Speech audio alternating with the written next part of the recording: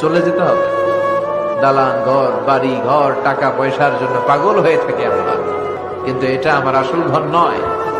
যেই গোসলখানাটারে আমি এত সুন্দর করে টাইলস করে ইটালিয়ান ফিটিংস দিয়ে বানালাম, আমার জীবনের শেষ গোসলটা কি ওই গোসলখানায় হবে? কথা বলেন। যেখানে লাশ ধোয়ায় ওইখানে আমার গোসল হবে, এগুলো আমরা ভাবতে চাই না। কবরের জীবনটা আসল জীবন।